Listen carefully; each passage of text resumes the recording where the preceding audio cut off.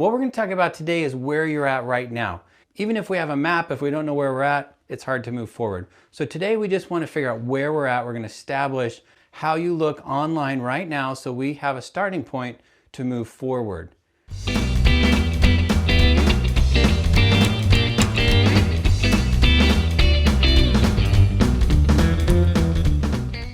76% of buyers are ready to have a social media conversation with their potential business providers.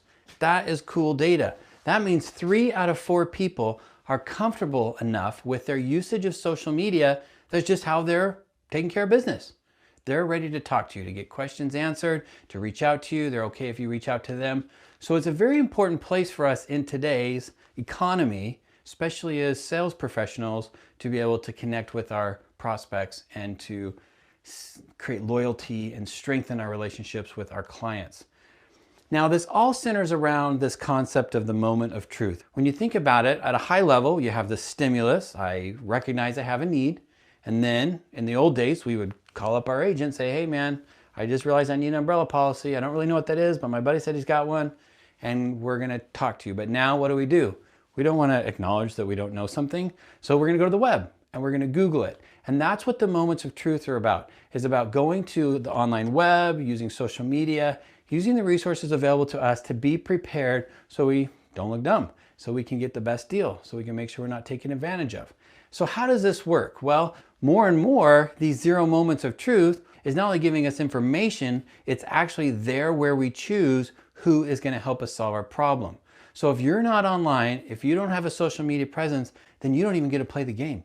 You're not even an option. So what we've got to figure out how to do is make you look good, connect, and create moments of truth that leave the prospect feeling like A, this person can help me, and B, I do feel confident that they know what they're talking about. Here's another statistic that I think is very interesting. In the real estate industry, over 50% of home buyers in 2018 found the actual home they ended up buying online before they talked to the realtor. The realtor found the home only 28% of the time. That's how powerful these moments of truth are. I found out what I need.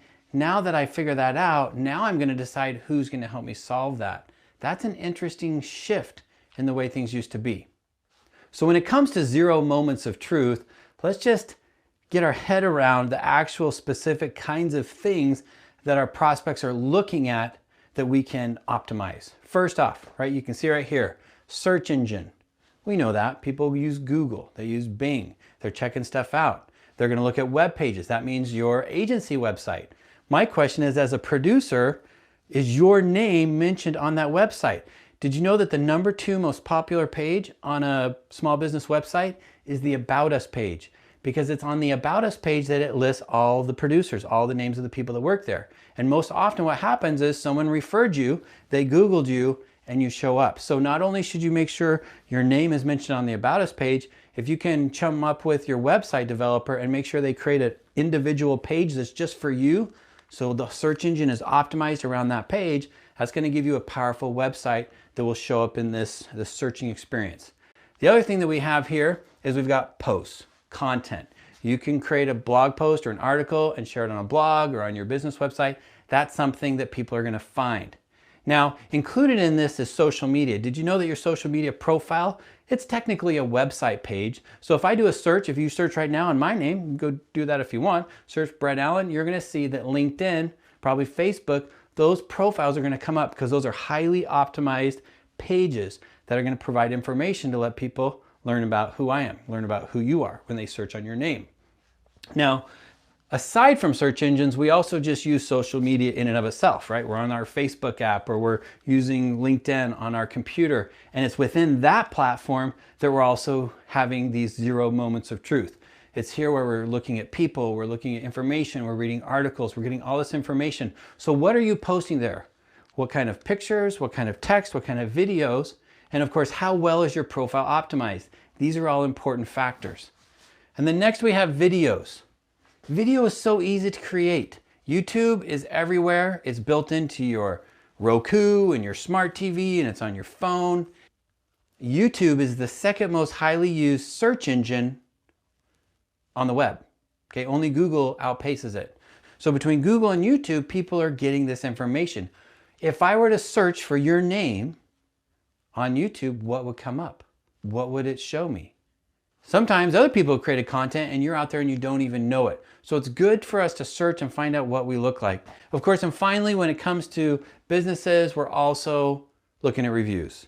So whether we're looking at a restaurant using Yelp, or we're just looking at Google reviews or Facebook reviews, or I want to look at your LinkedIn profile to see if you've got any recommendations, what other people have said about you. These are the ways that we are finding out what you're all about. And our job in this training is to make sure you look awesome. We want people to have a positive moment of truth when they check you out. Now, it makes sense that the next thing we're going to talk about is what does it take to make a very powerful and good, positive, zero moment of truth. But actually, we want to take one step back. We want to look at the stimulus. It's the stimulus that drives people to the web.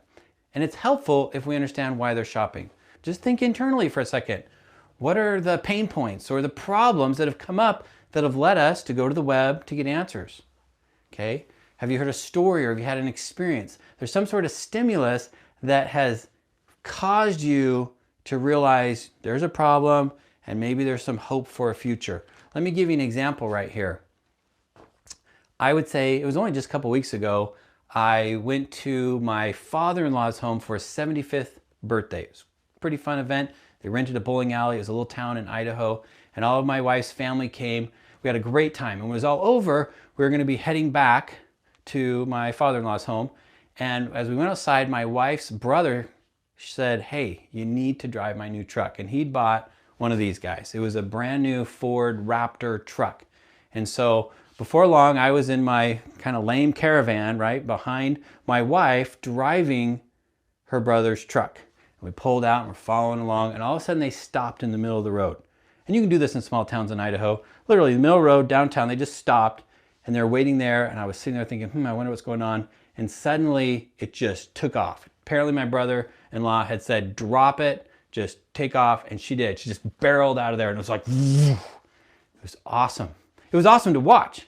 Like, I wasn't even in the vehicle. I was just behind it. The water was sputtering out of the muffler, and it just was vroom. And that is a stimulus. That is a moment. In fact, it was so powerful, guess what? For the next 5 hours on my drive home after that event, my wife was just talking about how awesome this truck was and how we need to upgrade my truck. That is the kind of stimulus that drives people to the web. And we've got to think about that. When we're creating content, most of the time, we're just thinking about ourselves as a salesperson. So what am I putting out there? We're assuming that the person is already stimulated and they're looking for answers. And so we just jump right into this side. We jump into often the technobabble, right? All the nitty gritty. We talk about the data points and the features and the benefits and the process of buying and what's in it for me as a salesperson. But often when it comes to the content we're sharing on the web, it assumes that there's been some sort of stimulus, they're searching, and we are just there answering them. We're selling them. You know, in my wife's case, in fact, I asked her a couple days ago, I said, "Hey, I think I'm going to tell this story in my video, how you would go to the web." And she said, "You know what? I already did." And unbeknownst to me, she'd already gone to the web. She's like, "I've priced it. I've picked the color. I know exactly which version we want to get." And so she's done all that data. Now, she was a first person experience in that, but she's got to convince me to sell my truck and get me a new truck. And so now that I'm going on the web, I'm not as, like, it was exciting, it was cool, but maybe I'm not as sold as much. Do you see where I'm getting here? When it comes to the content that we're sharing, we need to also include aspects that generate that stimulus or reinforce that stimulus to make sure that we have people excited and on board. Now, it isn't always excitement, right? Maybe it's fear. And I'll give you an example here in a minute about cyber liability, right? We might need to see, oh, I really need to take care of this. If I don't, I could be in trouble. And so we have to make sure our content also portrays that. So how do we do that? Well, when we're looking at our content, first off, ask yourself, is it in the mindset of a shopper? Is it feeding them and giving them the experience that's driving them forward, answering their basic questions? Or are we just taking on the role of a seller who's already assumed that they're ready to go and we just have to answer some questions and bring them through this process? Okay, that makes a big difference. The other thing that we really need to recognize is that the traditional buyer's journey has changed. So let's look at this traditional buyer's journey. In this example, right, we've got marketing, we got the pre-meeting, right? Maybe you have a phone call or you fill out a form to set an appointment. They come and they meet with you to discuss their insurance needs. And then there could be a follow-up meeting, and then you finally close the deal and you have some follow-up stuff. Okay, that's what it looks like. Well, where do they meet you on this journey? The truth is they meet you at the first meeting. Okay, and when you think about the information that you're going to exchange or that you're going to give them, there's little bits and pieces. There might be the information in the marketing, and then at the pre-meeting, and at the first meeting, and it kind of follows a linear path. Well, today it's a little bit different. Today, let's go ahead and look at the modern buyer's journey. Now we've got this new step in here, the 0 moment of truth, and guess what? They're still seeing you at the first meeting, but the information that you're sharing ends up being a little bit different. You are actually going to be taking parts of the information that you used to share later, you're going to package it on the web, and you're going to give it to them sooner, right? During this 0 moment of truth. Now, I've seen several times, actually over and over again, when I talk to sales producers about this, they say, wait a minute, Brett, you're telling me I have to give them the answers to their questions before I even have secured an appointment with them? I haven't even met with them. If I give them my gold right here, how do I know they're not going to take that information and go somewhere else? And I've got 2 responses for you. First off, I'm sorry, you just have to, because this is where they're going, and the agencies or the agents and the producers that share that information, they are the ones who are having the opportunity to give them that information. And second, you want to, but you want to do it in a specific way. You want to do it so that you build yourself as a guide through the process. And so what happens is they're looking at this content, they start having this virtual connection with you. They're feeling like they know you. They're feeling like they can trust you. And as they get that information, they're not getting it in isolation. So don't feel bad about sharing your best stuff with your prospects online, because as they look at that stuff, it's going to be you who gave it to them. And they're going to look to you, especially if you infuse it in there so that you're their guide, you're the one that can create the path for them, then that trust is going to be there. So by the time you finally meet with them, they already have a lot of their questions answered, and they're actually able to move a little bit quicker. And there's still, of course, some information that you're going to share for later. So what we've got to figure out is, what are the probing questions? What are the top concerns that our ideal client has? And that's what we're going to be putting in here. So if I'm going to figure out where you're at, and I'm going to look at you on the web, I want to understand what's your ideal client, what kind of problems are you solving for them, what kind of questions do they have that they're going to the web for, and are you providing that content to them? And that's going to determine whether your online footprint is doing a good job or not. That makes sense? I'm hoping that makes sense.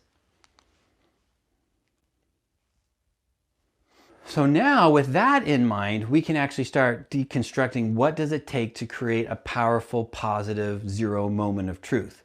And that is, first off, it's got to have a reinforcement of the stimulus. Does it pique the interest of your prospect, right? Is it relate a pain point or a problem via a story or virtual experience? Are you giving them hope? That's step 1. That's part of it. The next part is really of 3 parts. You have 3 objectives. First off, we want to create a roadmap. We want to give the viewer a clear path on where they're going. Second, you really do want to set yourself up as the guide. So you got to create some sort of guidance system that establishes that you can help them get from point A to point B. And finally, we need to give them some incentive. We want them to take action, and we don't need them to go to the final action. We just need them to take the next action, right? I don't walk into a bar as a single guy, see a beautiful woman and say, you look nice, you want to get married. Right? We don't move that fast in such a short amount of time. And just like that, we don't say, hey, can I write your policy? We have to take them on a first date and a second date, and we build that over time. What's interesting about this, though, is that it's been going on for a long time. If you think about like my great-grandpa, right? Maybe he's in the war, and Grandpa Joe, and he met Grandma Irene, and she was the girlfriend of his sister, and they started writing letters when he was overseas.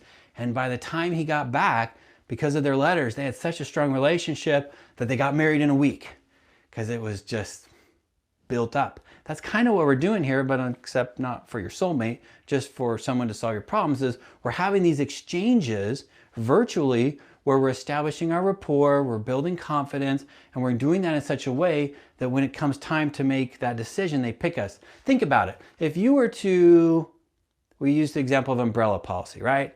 I start to realize, man, I think I need an umbrella policy. So I Google it on the web and I find some content from this agent, and I look at this agent and I Google my own agent to see if they have some content, and I'm looking at this content. Well, one of them, let's say this guy in the middle, he's got a really cool video and he explains some things, and he says, you know what, if you want to really understand this, I've got a little document, give me your email and I'll send you this extra information.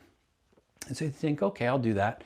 And you do that and you get the information, it's really good. But now he's got your email, which means he can send you more content. He might even have an automated drip email campaign, as we call it. Basically, he's set up for a few more emails over the next couple of weeks to send you more information, right? Maybe you ask about this one question that people always ask about, but maybe there are 3 or 4 others. And so he just, out of the goodness of his heart, is going to share you some content that says, hey, you know what? A few days ago, you were asking about this. This is another question that people often have that are trying to figure this out. I thought you might enjoy this.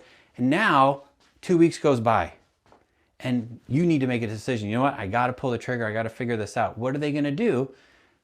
The prospect is going to connect most likely with the person with whom they have the strongest relationship.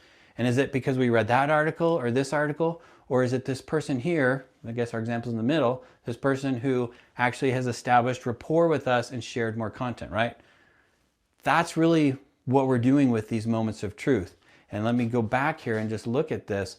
What we want to do is answer these common questions, so when it comes time for them to make that decision, I got to meet with someone, guess what? We're the strongest influence in their life. That's the power of this. So I want to walk you through an example of this just from beginning to end, and then we're going to jump into the worksheet. Here's the example. We'll say it's a cyber liability situation.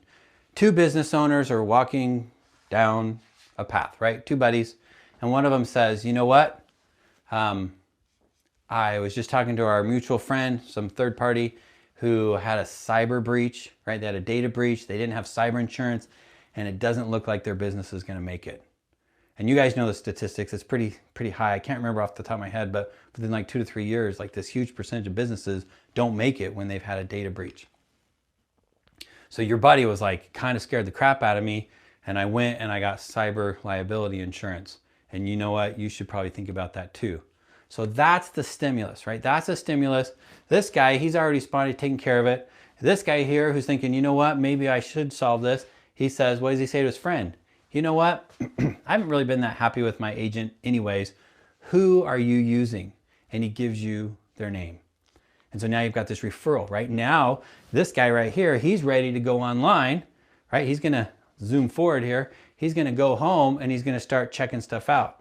But when he gets home, he also talks to his business partner and he's like, that's cool too, but also my brother-in-law is an agent and I've got this other buddy that's an agent. So let's go ahead and check out all 3 of them, figure out who has the most information, or who, you know, let's take a look at a couple of these and see if we can qualify which one's going to be the best one for us. And guess what? If it were up to just meeting with you 3 appointments in a row, what you do in real life as you meet with them would be the winner. But often what happens now, because of the 0 moment of truth concept, is that we're right here, we're online, we're figuring this stuff out. And so we don't have to meet with all 3 of them before we get this gut feeling on who it is that we should use. All right, so let's jump back and we'll use a personal lines example too, because I know we have a lot of personal lines agents that are taking this training. Let's say in this scenario, we're talking about the umbrella policy like I was talking about earlier, right? One buddy says, you know what? We got the kids driving now. We just got the boat. I think we're gonna get that investment property, the cabin down on the lake.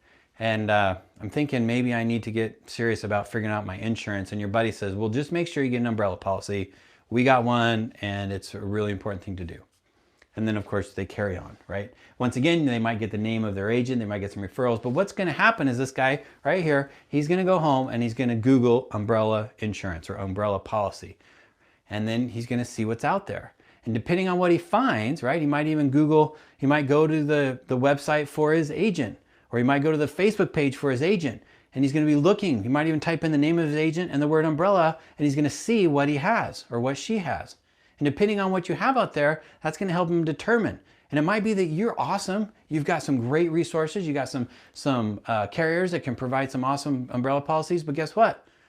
your online presence didn't convince him that he should talk to you. So what does he do?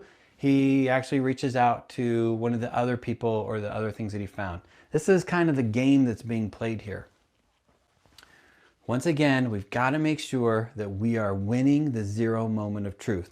And to do that, we've got to figure out where we're at. So that's what today's worksheet is about. So the day one worksheet right here is we're going to figure out where you're at right now. And actually, this won't take you very long. So what are we going to do? I'll just walk through it real quick. First off, you can see it says perform a web search using a variation of the following search terms to see how you appear online. So all of these first names here, we can just, all of this stuff right here, we can just search on these. We can find out what it looks like. And then once you've done that, I want you to go ahead and answer these questions, right? What do the questions say? Do you appear in the search results like you expected? How do you feel about your online footprint? Does your content stimulate your shopper, or are you trying to sell your reader using technobabble? Okay, so this draws back on that conversation we had before. Is it framed for the piquing the interest and stimulating the shopper, the prospect, or is it you in sell mode, assuming they're already interested? Would you be likely to request your services based on what you found? Why or why not? What invitations or calls to actions did you make to your viewers? And then finally, can you list 3 to 5 things you could do online to be more appealing or easier to contact? So go ahead and if you haven't printed off, print off this worksheet, fill this out. Now I've got one thing I'm going to talk about here in a minute. And then after that, what I'm going to do is I'm actually going to sit down at my computer and I'm going to go through this worksheet for myself. So if you want to, you can kind of peek over my shoulder as I walk through completing this. I'm going to do some searches, kind of show you what it would feel like to do this. You don't have to watch that part of the video. You can just jump in and do it. But if you've got questions that might give you some context or some insights on how I would go about checking out my online footprint. But don't jump off the video yet. There's one more thing I need to talk about. We need to establish a practice every day when you're doing this challenge. Every day of the challenge, when you complete your mission, the final step is to create a social post on the Boss Social private community. So whether you do it on the LinkedIn group or the Facebook group, I'd like to ask you to go in there and create a post. And that post is going to say, I completed this day, and then you write this hashtag. Every day is going to have a different hashtag. And what happens is when you publish your post, when you put the hashtag in those words, it turns into a link. You can then click that link and it will show you all the posts from every other student and how they responded to that exact training. So it might be you've got some questions. And so in that post you can say, hey, I've got a question. You explained something, Brett, I know you think you're clear, but you weren't really that clear. I didn't really understand. So ask your question. And then that way, when I click the link, I can see which questions you have. I can help give answers, but also you might see that you know the answers to some of the questions that your peers are posting. And then also you might have some epiphanies or ideas, some cool insights. This is just a chance for you to have a little bit of stewardship, for you to be able to say, you know what, I finished this day. Here's where I'm at. Here's how I feel. And every day I'm going to have different prompts. So for today, I just want you to practice doing it. Create that post, put the hashtag in there and say, I did it. I finished day 1. I'm so excited for day 2. All right. So if you're ready to go do the worksheet, you can jump off now and go do that. And then for those that want to stay on, I'm going to go ahead and sit down at my computer and I'm going to walk through how I would search for myself on the web and fill out this worksheet. And I'll try to do it pretty quick. Here we have the day 1 worksheet. How do I look online right now? And let's just walk through this really briefly, and then you can spend a few minutes on your own doing this for yourself. So step 1, perform web searches using a variation of the following search terms to see how you appear online, and then you can place a check in each box below after you complete that search. So what I've done here is I've put together some of the more common terms, your name and the word insurance, your name and your location, your name and insurance specialties, and then your insurance specialties and your location. And what we want to do is see what comes up online. What does your online footprint look like? And we're going to use Google as a search engine, the Bing search engine. We're also going to search on Facebook, and then we'll search on LinkedIn. Here we are on Google. I'm going to type in my name. Now I will tell you, even though I've been involved in insurance, my real focus is social. So I'm going to cheat a little bit for myself, and I'm going to write the word social media just so that way it's a little bit more prominent for me. You can see right here, number one, LinkedIn shows up, and it's my personal profile that comes up first. Then we've got my business website, and here we have a third-party website. So this is a podcast I did, and then we've got another personal website I own, and then we've got my business page on Facebook, and then posts from my business page on Facebook. And then here we have another third party. So if you know Chris Paradiso, Paradiso Presents, he looks like he's referring to me for something that we did a while ago. Got a picture of me. So you can see here's my Twitter. So hopefully I'm a good example of this. I'm dominating the front page, and that's what we want to be, not just your website. And so people are doing this. They're checking you out. So I go to Bing. This time we'll be a little more daring. Let's just go Brett Allen Insurance. I won't even put social media on here. Probably won't be as much. Okay, we get, this guy beats me out. Brent. Brent is State Farm. And then we've got another guy. And then we've got me. And then we've got me. So I'm there. And again, I guess I shouldn't excuse myself, but social really is the keyword that I'm probably really trying hard. And here we go on Bing, this shows up. So let's look at your name and location. So if you go ahead and you do your name and your location. Now I spent most of the last many years living on Bainbridge Island, Washington, which is right out of Seattle. So what's going to come up here? It's going to be very specific. So yeah, my life, you can figure out, look at that. I'm an old man. Actually, I'm not that old, right? 50 is the new 30. And here's my business. I used to work with realtors. So we got a lot of stuff there. But also you want to look at your larger markets. So let's say I am in Seattle. So am I optimized for that larger area? And here we've got LinkedIn again. See, what you're seeing here is how important LinkedIn is. LinkedIn is so powerful. Yes, we socialize on Facebook, and 80% of Facebook users are checking it every single day, but 20% of LinkedIn users are checking it every day, or just under. And guess what? It is LinkedIn where we have all the business stuff, the business information. So look at this. You can see all this information about me. I'm not even signed in. It's just showing me this is what the Google, right, or what the Bing has found on me. So let's do it this way. This time we're going to do something a little bit different.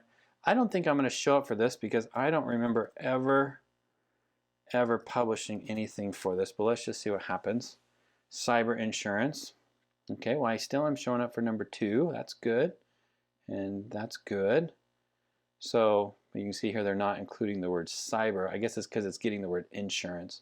But let's pick someone else. So I'm just going to, I probably should have called him before I did this, but I'm not going to. Chris Paradiso is a friend of mine, an insurance agent. And what you can see here, he's got his own agency, Paradiso Insurance. So I'm putting in cyber insurance. And what I want to see is what would come up. So let's say someone had referred him to me, right? In our little example, right? My buddy says, oh, you need cyber insurance. So what we find here, and look at this. One of his producers actually has a cyber liability video. So not only that, and there's one from Chris, looks like this one's a little bit older, but what we see is very powerful. Very quickly, he has established a strong presence for this term. So that term's in there. Now we know that he is, let's go ahead and choose someone else. I'm thinking of a friend of mine named Claudia McLean. Okay, now she is an insurance agent just north out of Seattle. And so what I'm going to do for her is I'm going to do umbrella because she does a lot of auto, home, and boat insurance. So I'm going to do umbrella insurance. I just want to see what comes up here. These are moments of truth here, right? And I probably should have called them before I did this.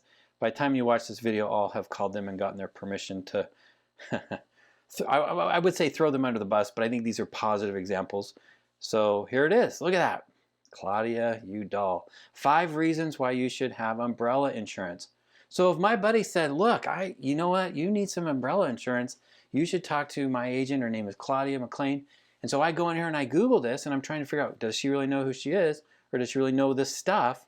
And guess what? I can click on this. I haven't looked at this before, so this is a moment of truth for both of us. But look at this. I will say I had a pretty good hunch that she She's someone who does not need this training. However, in both Chris's and Claudia's situation, for using them as examples, I will give them free access to the entire training.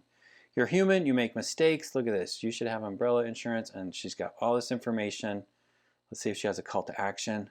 Does she have a call to action? The bottom line is this. Look at this, and there's her call to action. So, good job. You gave me a path. You answered some of my questions. Now, if I read through this, hopefully it'll resonate with me in a way that I'm like, okay, my buddy says she's great. This looks like she's great. Man, I can even text here. Like, you can see the combination here of social and web working together. And you can see she's got some social links here. Let's go ahead just for fun and see what happens if we are on Facebook. So here we're going to do umbrella insurance. First, I'm going to see what comes up. Now, what you can see here is you're going to look at posts, you can look at people, you can look at all kinds of things. So someone actually has an umbrella insurance page. Brilliant idea. Okay, here's another one. But here we're going to see some posts. So Brown & Brown, they have created some posts that talk about umbrella coverage. Good job, Brown & Brown. So these guys are winning this search engine. And again, of course, if I was looking up Claudia Klein, hopefully I'll spell that right. What are we going to find? We found her. We found some information about her. Well, McArthur got in there. Good job. And so let's go ahead and look at posts. So we're going to see, are there posts? Look at this. We've got posts from her. And not only that, she's got travelers, umbrellas. Just so I'd have to read these to see exactly what's going on here. But what you can see here, here's another one. What's this one? Oh, look at that. That was me hanging out with Claudia one day when we were doing a little bit of a webinar. So what you can see here is there are a lot of breadcrumbs or evidence. It's your footprint that's on the internet. Same thing with LinkedIn, right? If I go into LinkedIn, okay? This is an example. Let's say you were checking me out and you check out my profile. Okay, here's our question. Remember our questions? Would you be likely to request your services? What invitations or requests did you make to your viewers? I've made it very clear in the front. Get training, see below, right? I've given you directions so you know, okay, somewhere below there should be some information.